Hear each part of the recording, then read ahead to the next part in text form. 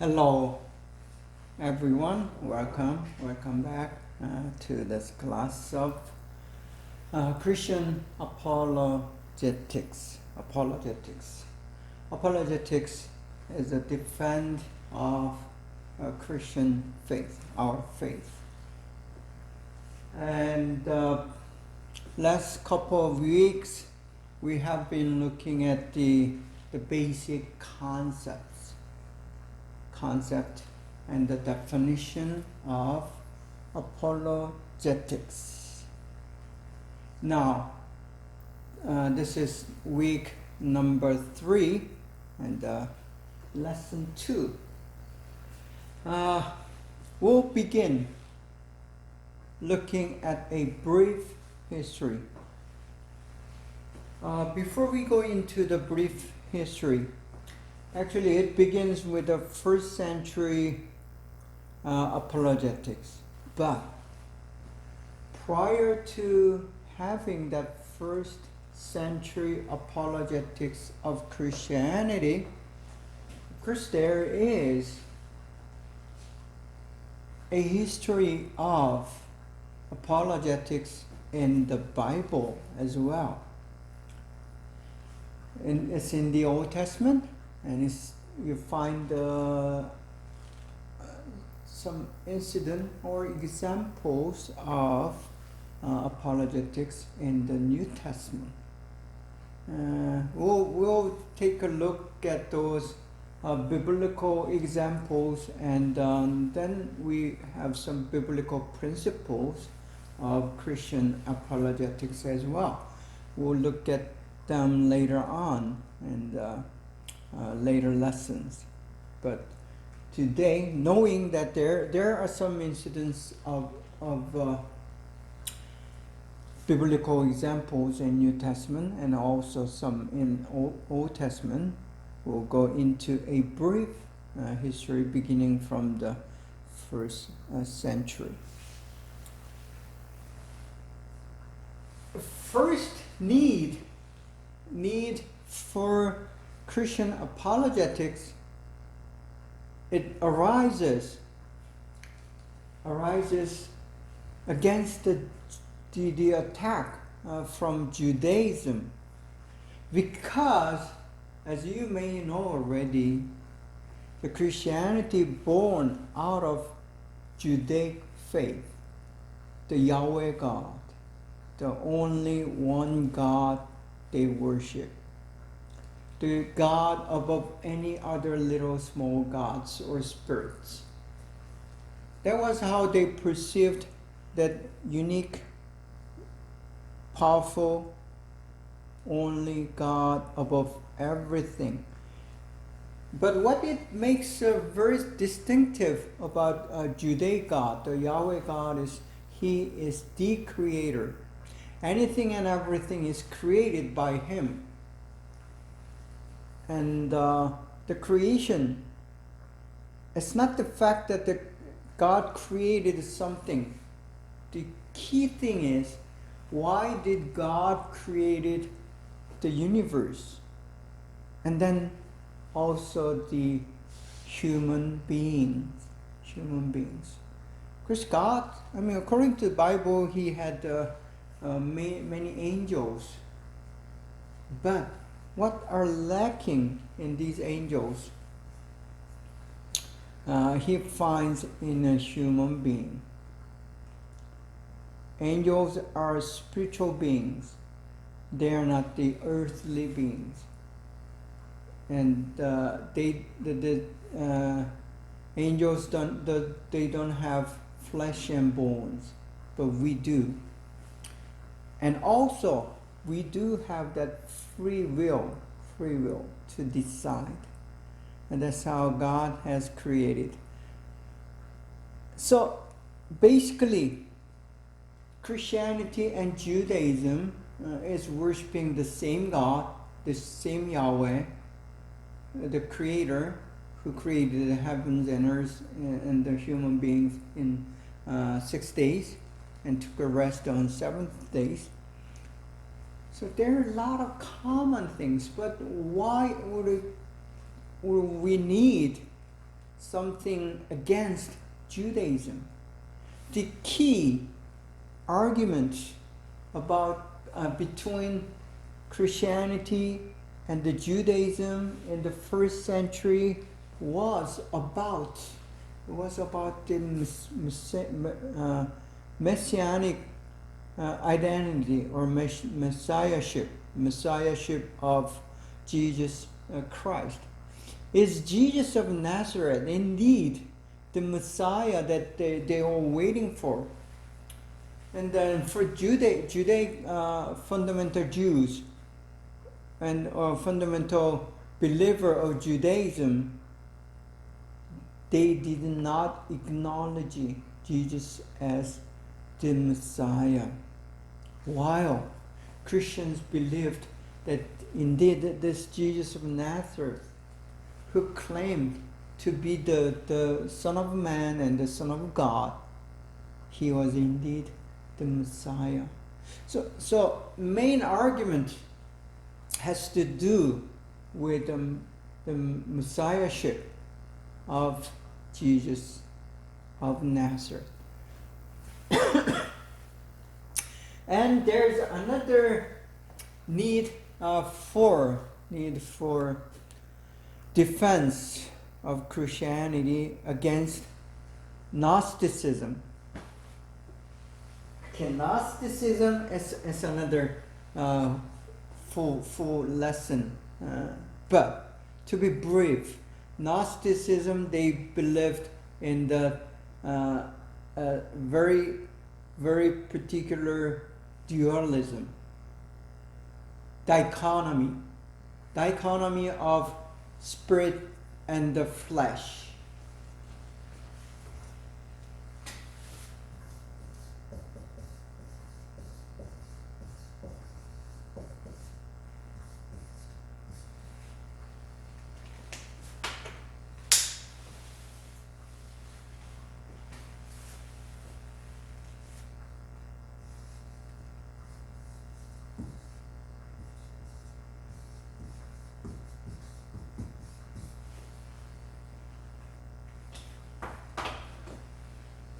So this Gnostic idea came from the Greek philosophy. Basically, in Greek philosophy, there's something that's flesh, visible, touchable, of this world. And then there's something that is spiritual or unseen. The problem with this dichotomy is they thought, Gnostics thought the spiritual side of human reality or the reality in general is good.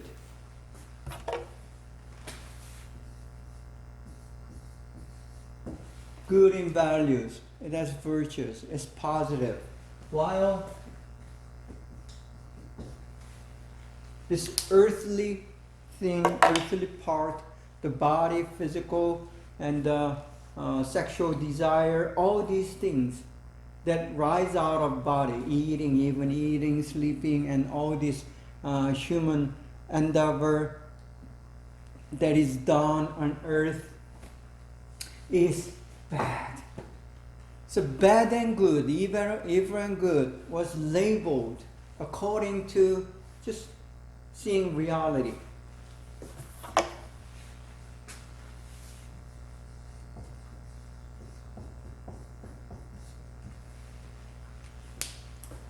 If you have attended and listened to some of my lectures prior to this one, you may already have the idea about the reality.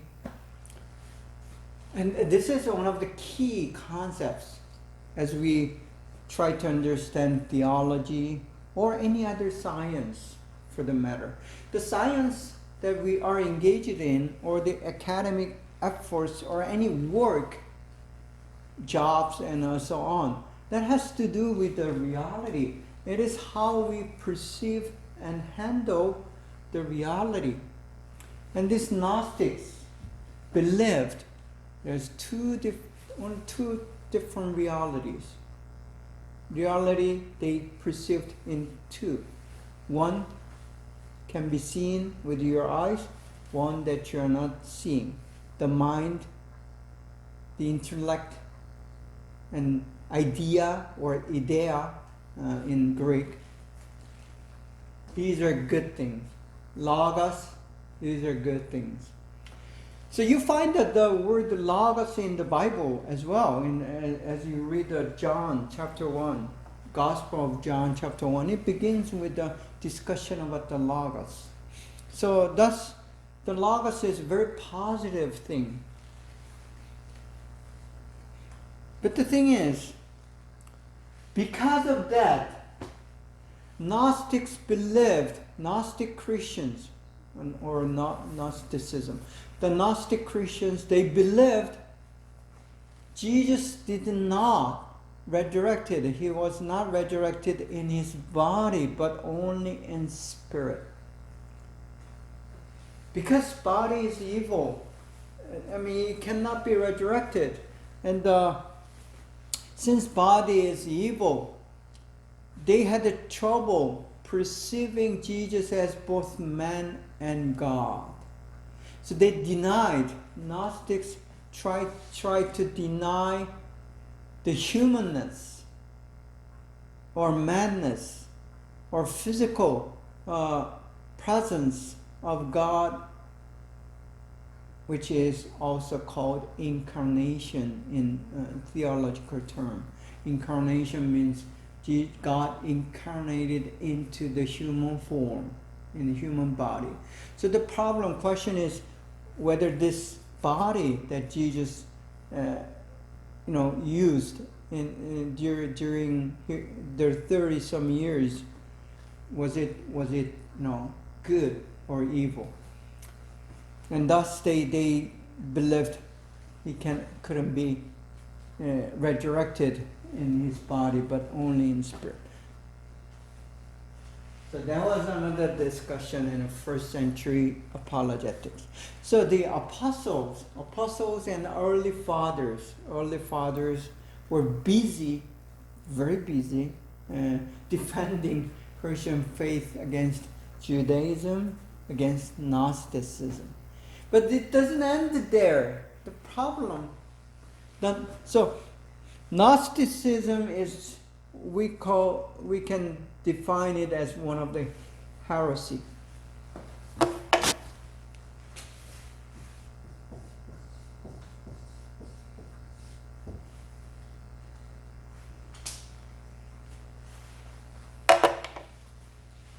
As you may know, heresy comes out of Christianity.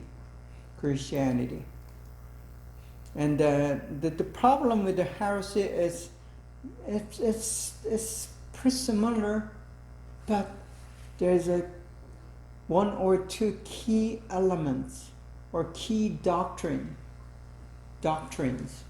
that are different from the doctrine of original, authentic Christianity. So when we find those things, we call heretics.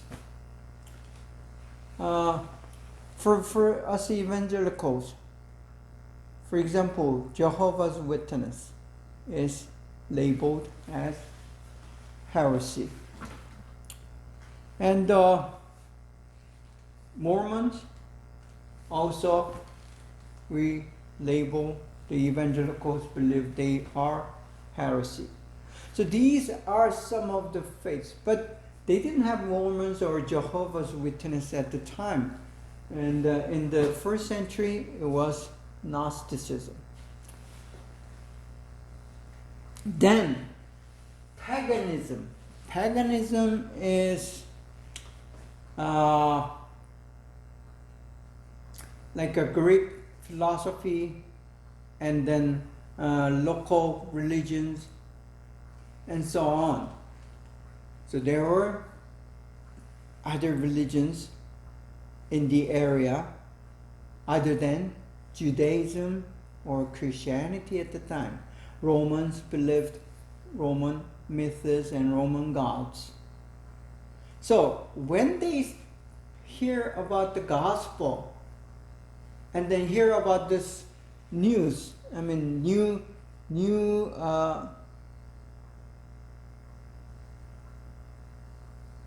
rumors, they call the rumors about Jesus of Nazareth. He is the Christ, and he has died, and he was resurrected, and all these rumors, they were at the beginning interested, and then they did not all of them believed. Many did not believe, and they begin to attack Christianity for no reason, and it's called the secular attack. So paganism today is in the form of secularism.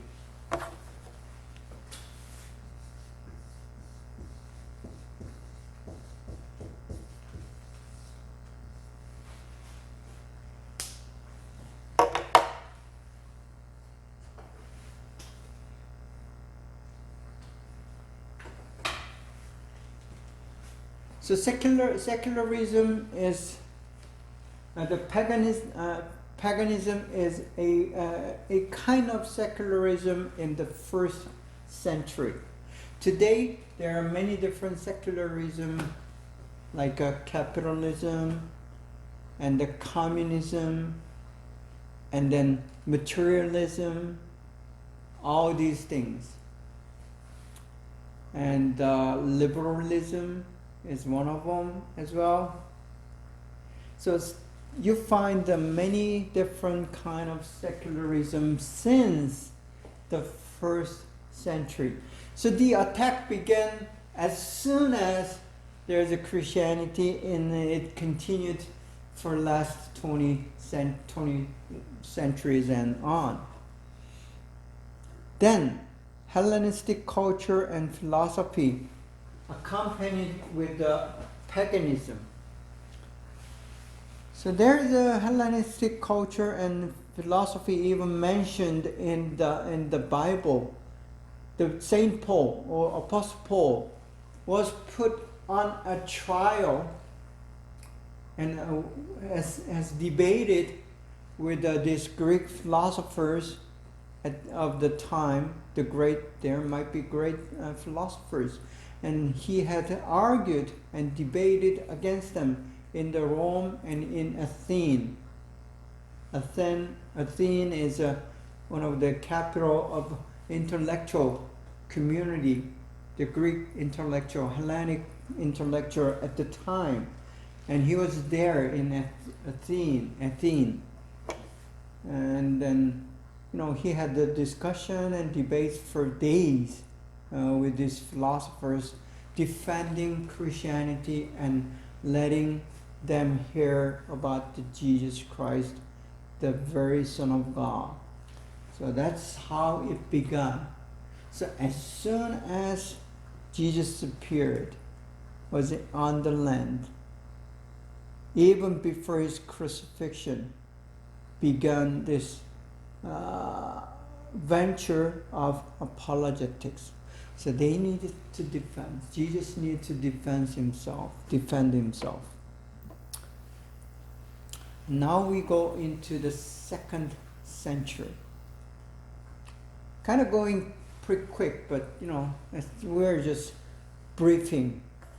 And Christianity began to engage at an intellectual level with the Greek philosophy.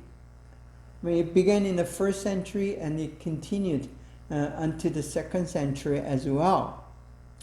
They modeled, the Christians modeled their argument after contemporary philosophical refutation of polytheism and the critique of pagan philosophy by Hellenistic Jews. So what it means is, as Christians try to argue against these Greek philosophers and Judaic Hellenic Jews. Hellenic Jews, let me try to explain Hellenic Jews first. These are the Jews who are living in outside Israel, outside the Judea at the time. I mean, it was Judea, land of Judea, Palestine, and they were called diaspora or diaspora, whatever you pronounce it. So diaspora Jews, and the many diaspora Jews are living in this Roman Empire, all scattered, and also Asian minors. And as Paul and other disciples and the apostles travel among these land, they find Hellenic Jews very intellectual, very learned, and educated with the Hellenic culture and the custom. They are very logical. They begin to attack Christianity with their logics and their Hellenic way of disputing and debating. So, being very smart, Paul he himself was one of those Hellenic Jews. So I think that's why God has chosen Paul as a 13th apostle. There are 12 apostles, right? One, and Judah, the Iscariot Judah, he was the one who betrayed Jesus. So he was eliminated. He killed himself. So he was eliminated. And Matthias becomes the 12th the disciple and apostle to fill up that empty position. And then there are 12. It's enough. And God still, the Holy Spirit calls upon the Paul. And at the time he was a Saul, and he was persecuting all the Christians. And then he encountered Holy Spirit, and he got blinded, and then later sees, and then he experiences this very mysterious and spiritual experience, and then become a follower of Jesus, and becomes an apostle after like 9 years of study and training and so on. So, you gotta ask. It's a natural question to ask. Why would God needed Paul to be a 13th disciple when there are already 12 good ones? The reason is one of the reasons is for the defense of Christianity against the Hellenistic world. As we know, the Paul was educated. Was born and raised in this Hellenic culture. He was a Roman by citizenship, and he was educated in the Hellenic system and as well as the Judaic tradition. He was one of the devoted Pharisees. Pharisees are known for their education and learning and deep research and study in the law, the 5 books of the Bible, and also the other prophecies included. And he was a disciple of Gamaliel, one of the best known Judaic scholars of the time. So he was educated, he was very intelligent, he was very rational and logical, and he knows how to argue and debate in such a way to debate against any Greek philosopher or any intellectual person of the time. So they, especially Paul, modeled his argument after this Hellenic counterpart, and then later on the so-called the early fathers. Early fathers are the second generation apostles, kind of. So apostles, disciple. Why the apostles are disciple of Jesus?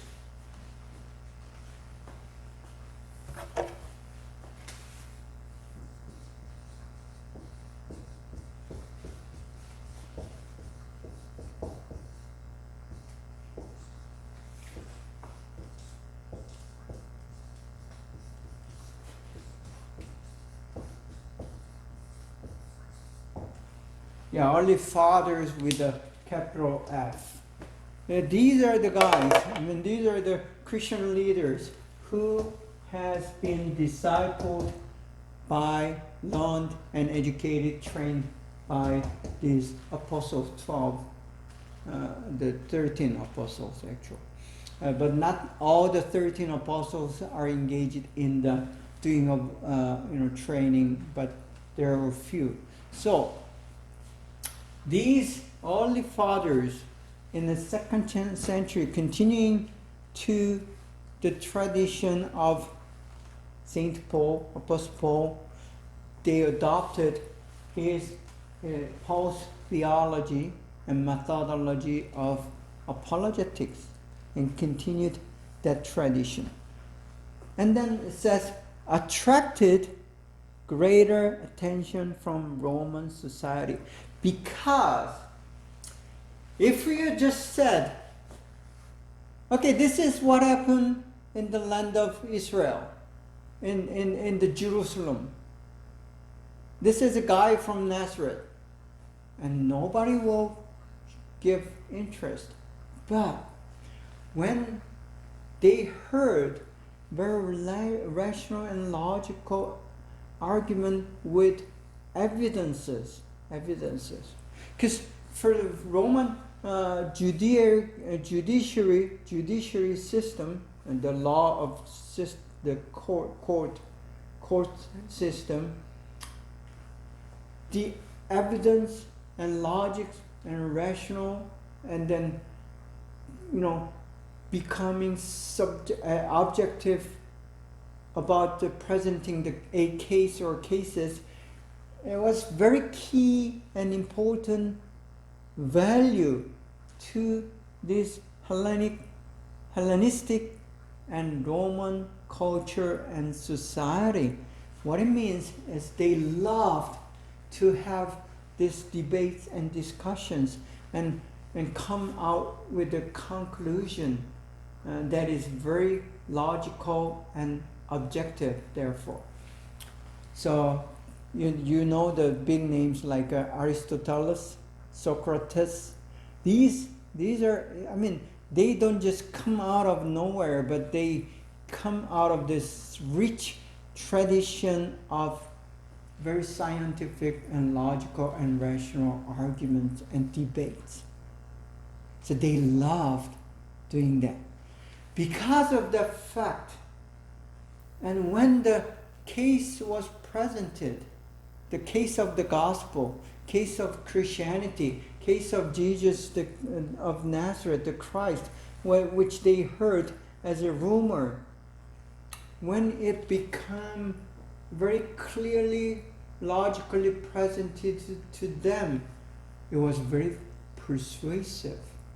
Not only persuasive, because as persuasive, they give attention, they listen, they begin to listen, and they begin to think, and they begin to, argue in themselves, in their hearts. Is this really true? And says, what if it is true? What if it is true? So this all begin with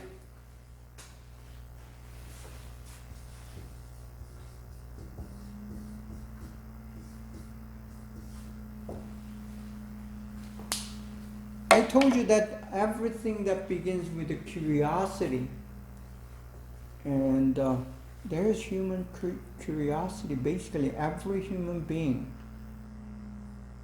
they do have certain level of curiosity, and some has more, some has less. But still, everyone does have this curiosity, and it's a human nature. And it's because it's inborn, innate human nature. And it becomes the need.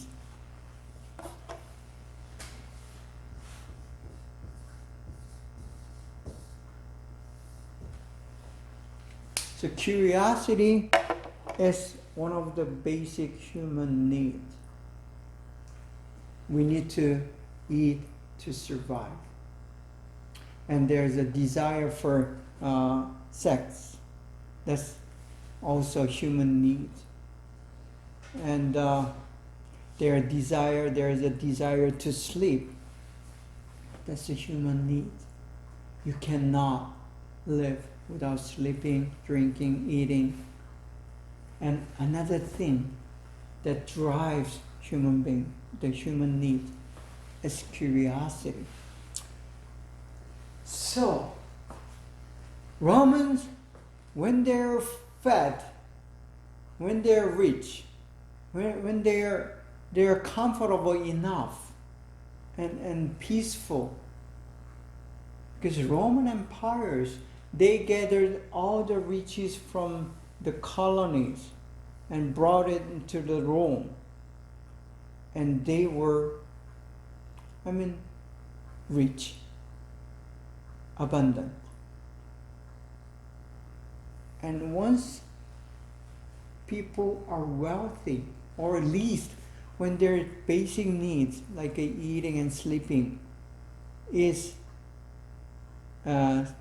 fulfilled, then we think of these other things. But I think the curiosity, goes even beyond those basic needs. I think curiosity is first utmost need.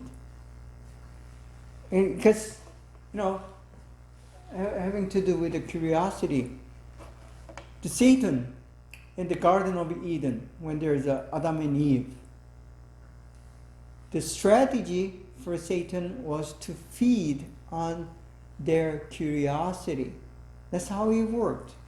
That's how he was successful in tempting and make them to fall, or make them to, deny themselves or deny God or doubt God. That's curiosity.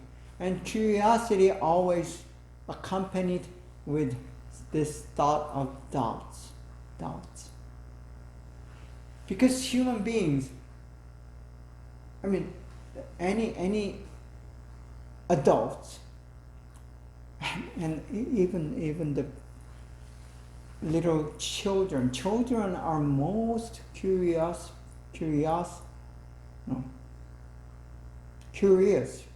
people, right?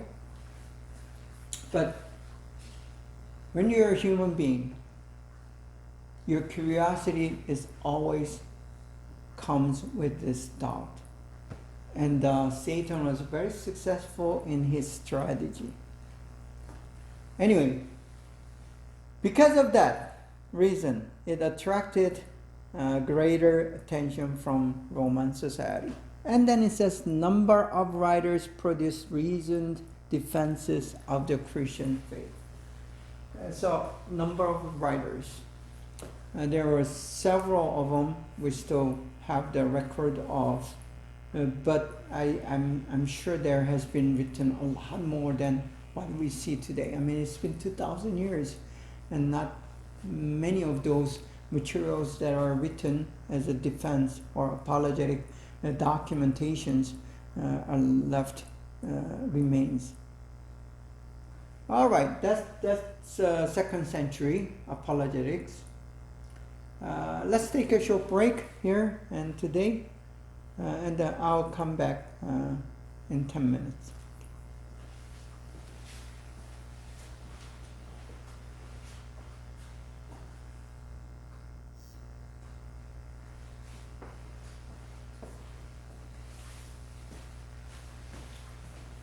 Okay, let's continue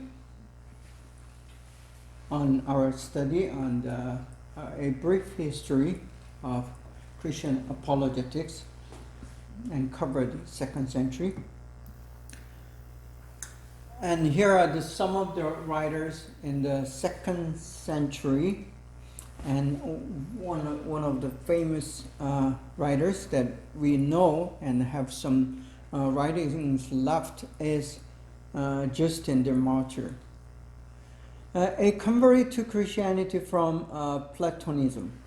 So we know that this Platonian, well-educated, very logical, and known to have the skills and the ability to have debates and arguments, and he becomes a Christian. And once he becomes a Christian, he does write these very logical and rational papers, defending Christianity. Not only defending, his purpose was to not only defend, but let them know the Greek world, Hellenic world, let them know that this Christianity is the truth, and it is worth to believe. So he writes a dialogue with Typho the Jew. And he was a Samaritan who was converted after seeking truth in numerous philosophies, died as a martyr in Rome. So that's why we call Justin the Martyr. And he died in Rome at the age of 65. And probably the best known and the most significant apologist of the day. So when not only he was a theologian, in general, you can say he's theologian, but his theology is more of apologetics, a defense and the offense.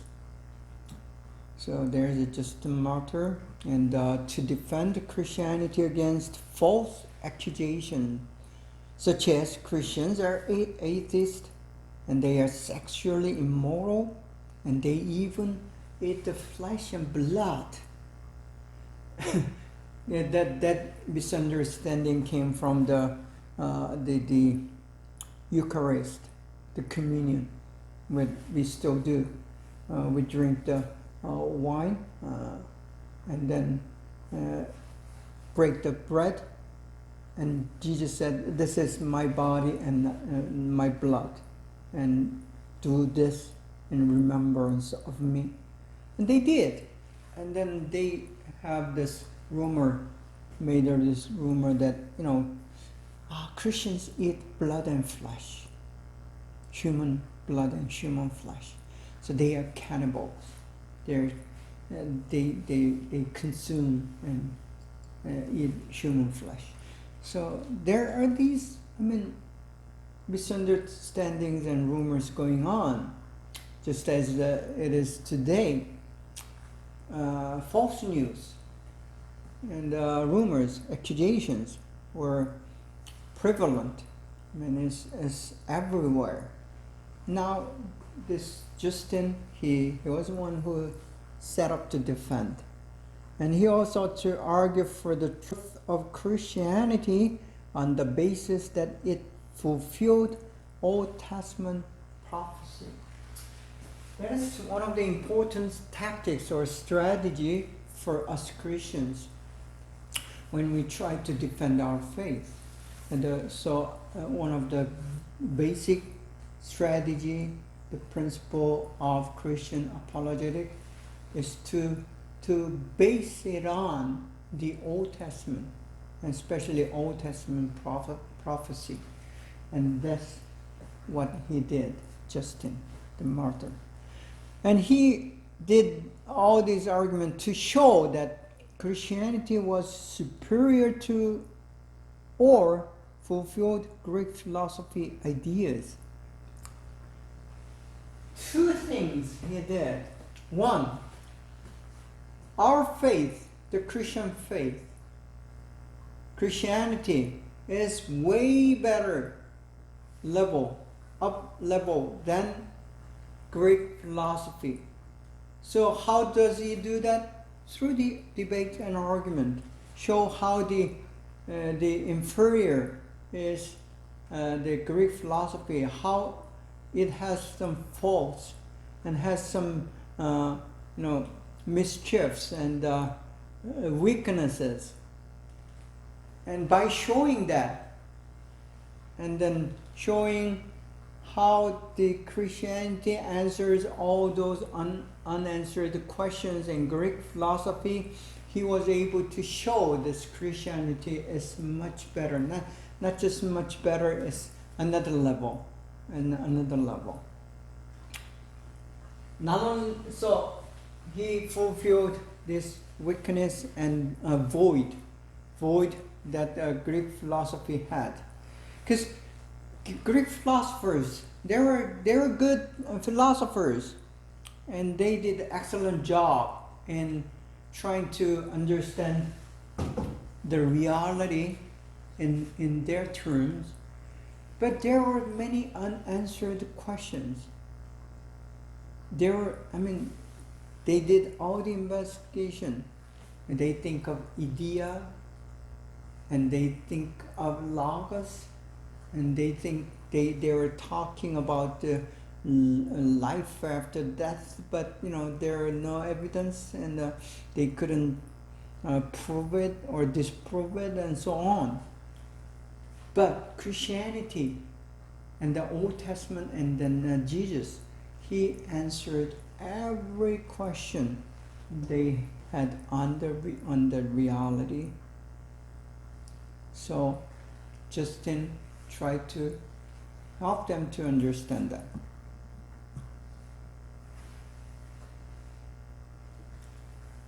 Now we go to the 3rd century. It's getting a little warmer here. Okay, Alexandrian continues to assimilate arguments from Platonic and Stoic philosophers, as well as Jewish controversialists.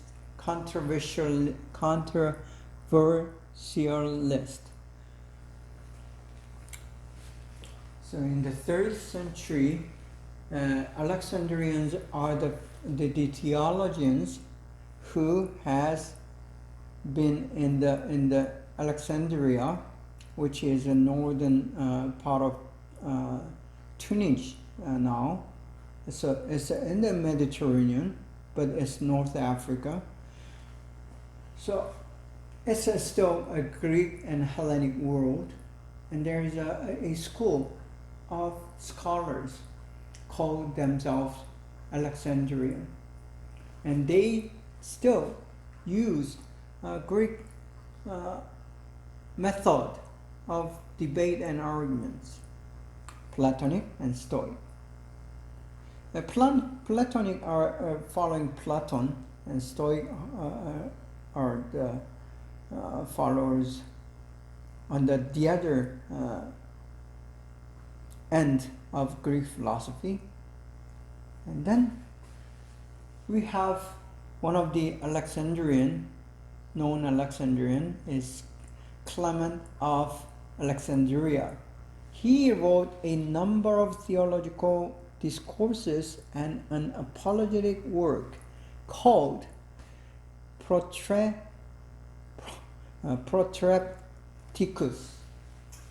I think it's proper pronunciation. Protrepticus.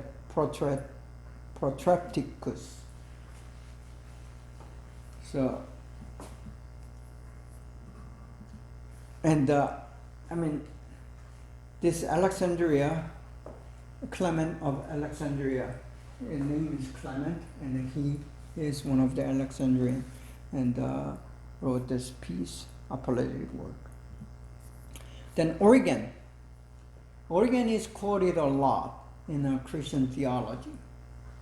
If you study theology or systematic theology, then you'll hear.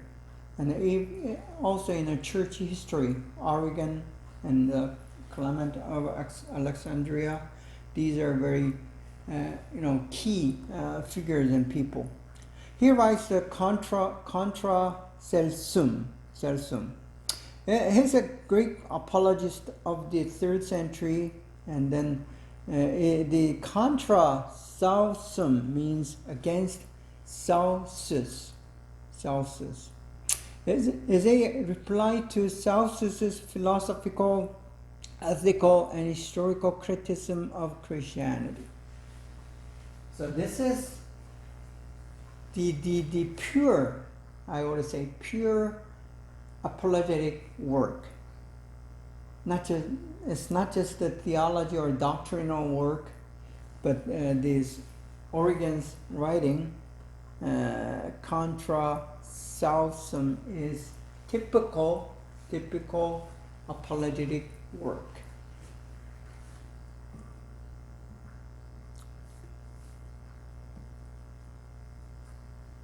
Now we go into 4th century, going kind of fast, but we cannot go every detail since we don't have enough time to deal with it. You can just, if you're curious, if your curiosity triggers, and then you can go and read those famous works yourself. The Edict of Constantine in 313, Christian apologist, both Latin and Greek. So the Edict of Constantine,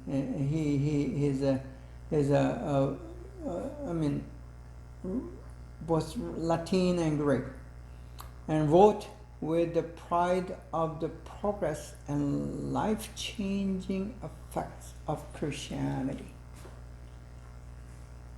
So the edict, E should have been in capital. The Edict of Constantine writes both. He's the key is that he's Latin and Greek. He has both cultures. Not only the Greek philosophy, he was well educated in the Latin kind of culture. The main impression, the simple prototype or stereotype about the Latin and Greek of the time is the Greek is more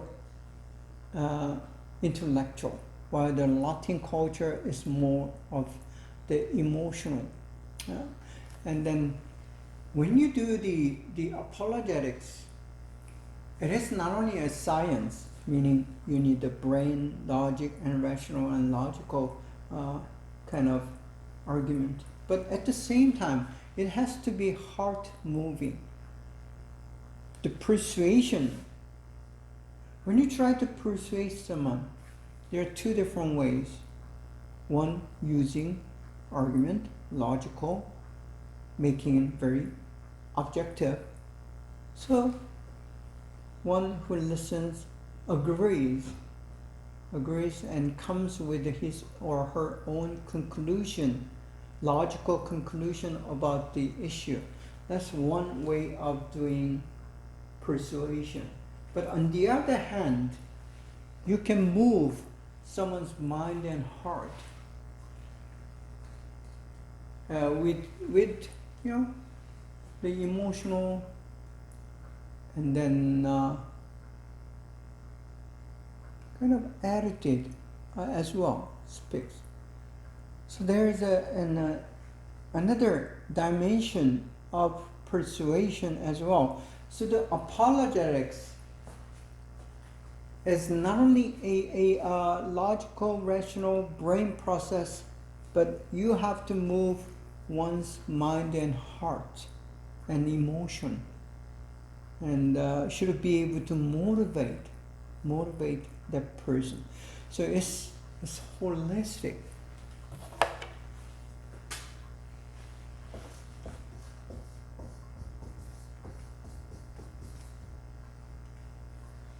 So the whole process or whole strategy for the good apologetics, you have to be holistic. Speak to all dimensions, all human dimensions. And that's a key to this Edict of Constantine. As an apologist, he had both intellectual and then emotional or cognitive and then affective. Cognitive and affective. I'll try to explain that later on, but that's one of the key elements that you need to understand from Edict of Constantine. So the pride is not, you cannot explain in logic. When you try to express superiority and the pride, and then your conviction and commitment, it is beyond the logic. It's beyond the brain. It's beyond your intellectual understanding. But there's that another side, and he presents, while this Greek philosophical arguments and whether it's Platonic or Stoic, that's very focused on that intellectual side and dimension, because the so-called idea,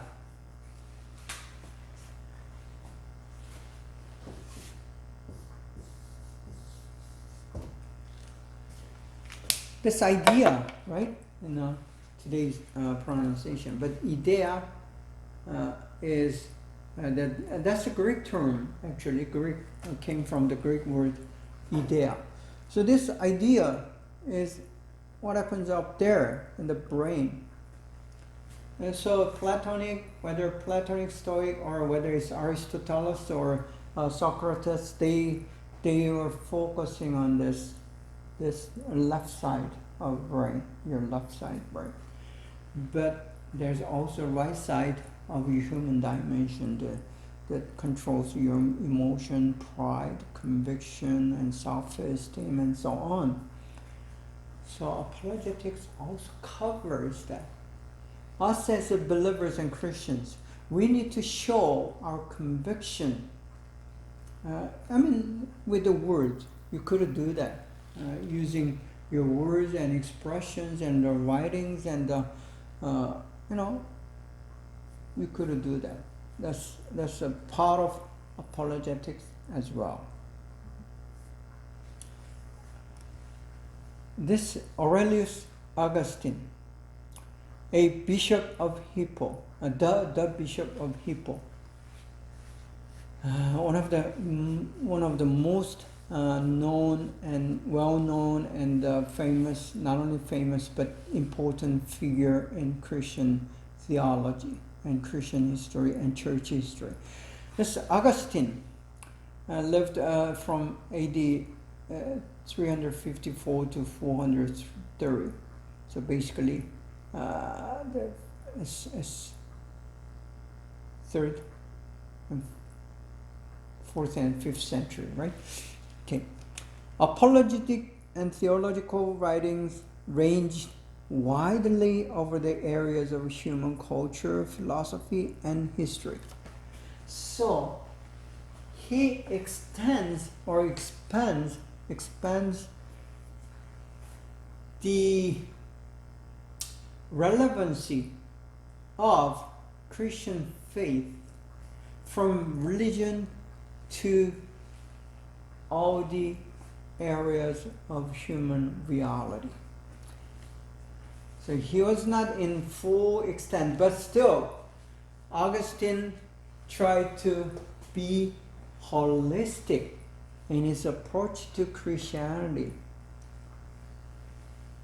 So one of the good, needed arguments for today is to avoid this unhealthy dichotomy or dualism that came from the Greek philosophy of dichotomy, saying the flesh and the earthly thing is evil, and the only spiritual thing is good. So like saying pastor is a good job while doing the street sweeping is not, it's physical, it's secular, so-called. Doctors, still secular. Scientists, is secular. So in the old days, there's still some Christians who kind of believe that pastor, missionaries, and the church workers, and these are the blessed, anointed, and Christian good jobs, while the other jobs are called secular. That need to be broken. And Christian apologetics, as we continue to conceptualize, not only it is done against those who attack Christianity, but it largely happens within the church. Meaning, apologetic has a good use within our Christian community as well. Because there are many those who are misunderstanding Christianity itself. They have a very confused idea about Christianity, and our job as apologist is to correct that misunderstanding. So I repeat again, the larger part of apologetics has to do with within our Christian church. And Hippo, the Bishop of Hippo, Augustine is the one, he expands the Christian apologetics or Christian theology or Christian doctrine to not only into the culture but other human dimensions. He's the greatest apologist and a theologian of this period and indeed of the first millennium of.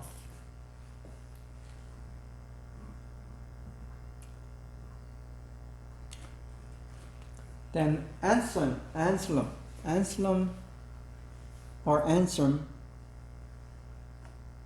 is he's the Bishop of Canterbury. Okay, Canterbury is in England, right? Yeah, Canterbury, England. Was one of the most creative and original philosophers the Christian Church has ever produced. So, key words for explaining the Bishop of Canterbury is the Anselm is that he's creative and he's original.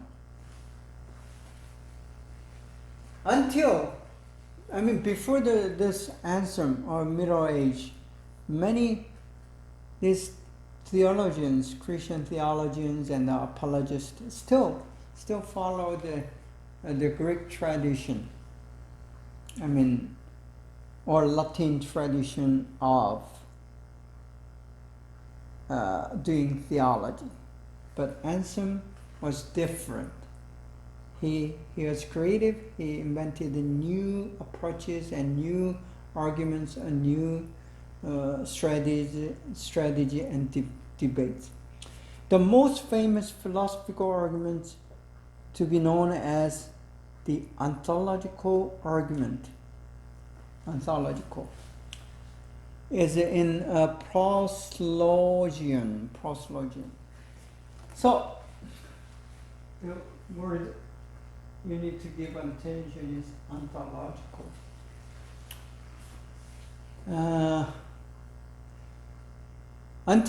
Until Anselm, their arguments were about the happenings or the actions or the consequences or activities, the things that are occurring, moving, and the dynamic. But ontological is what it is.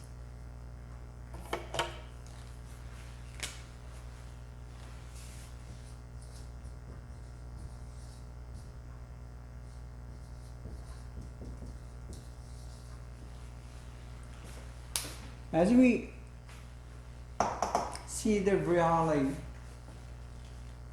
us, human being, is a part of reality.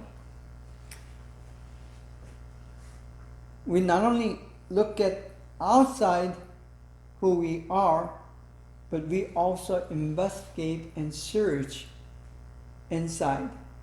So the basic question about the reality begins with, who am I? Who am I? And why am I here? Why am I here? Where did I come from? So these are three basic questions need to be addressed to yourself. Whether you're Christian, whether you're communist, whether you're socialist, whether you're Muslim, whether you're Buddhist. If you're a Buddhist, you have your own answers about who you are, why you're here, and how you're come into the world. But some of these ism or ideology will not, or try to avoid that question. But still, even the communist or socialist, they do base their arguments on materialistic worldview or evolutionistic worldview. It happened. Somehow it happened. Naturally and by chance. So that will be their answer. But anyway, coming back. So as you search yourself, who you are, there's one of the paradigms that you can adopt or use in understanding your own reality, who you are, is doing and being. So us human beings, the human has a doing side and being side. In apologetics, there is a doing argument and being argument. Ontology has to do with the being kind of argument. Now, Thomas Aquinas. Yeah, this is another well-known and famous theologian. He offers a response to the challenge of an uncritical Aristotelianism. Okay. And so he tries to answer that. And how does he do it? That would change the course of Christian philosophy and apologetics. And what he did, Aquinas sought to combat the challenge of the Greco-Arabic worldview by creating a Christian philosophy utilizing Aristotelian categories and logic in Summa contra Gentile. So what he did basically is, there's a Greco-Roman Arabic, which is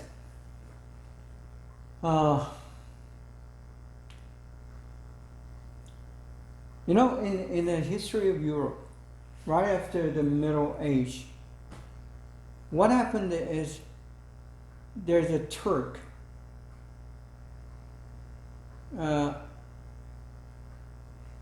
this Turkish Empire is basically Muslim, Islamic, and also with the influence of Arabic. So there's like a crash of civilizations.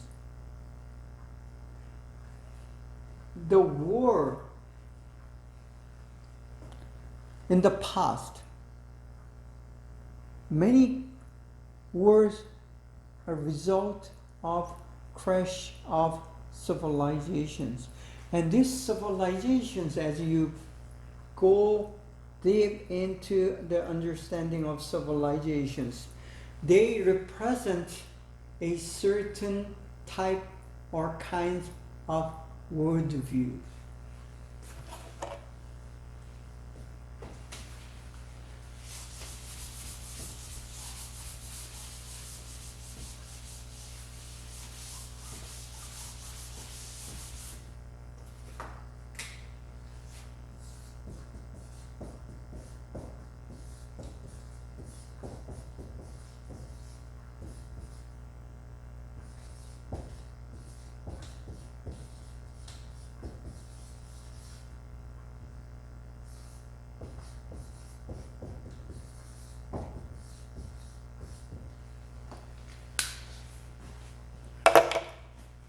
See, you need to understand this as well.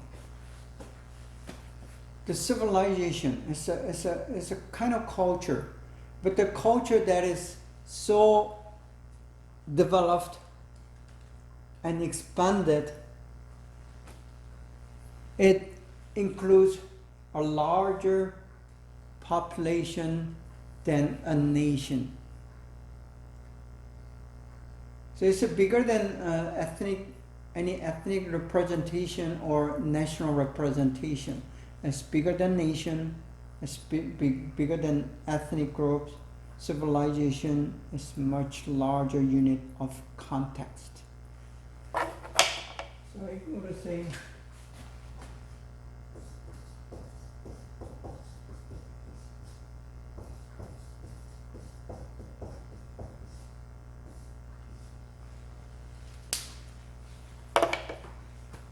so you could say it's a man-made reality or dominant culture, dominant reality. So civilization is a very dominant, powerful, and extensive and intensive reality that is imposed on certain group of population. And for that reality, it always has certain worldview. And this worldview is usually is formed by a certain religion. So today we have very Islamic civilization. And there's something called Western civilization, which has its root in Christianity. And then Islamic civilization covers at least 1/3 of the earth today. And the Christianity or Christian civilization, which is now is called Western civilization, covers at least half of the earth. And going back to this, there were Arabic, Greco-Roman, Greco-Arabic civilization, which is much larger than Greco-Roman. And then Thomas Aquinas used his knowledge and the theological background to go against this Greco-Arabic worldview. So apologetics is not just minor little skills of doctrine and theology, but you have to see the bigger picture, which is civilization. And Thomas Aquinas is one of them who did that. Okay. Yeah, I tried to, finish this in today, but I couldn't. So we'll continue this next week, and again this week number 3, and I'll meet you in week number 4. Thank you for your attention, and we'll continue this brief history in Christian apologetics next week. Until then, be good and healthy. See you. Bye bye.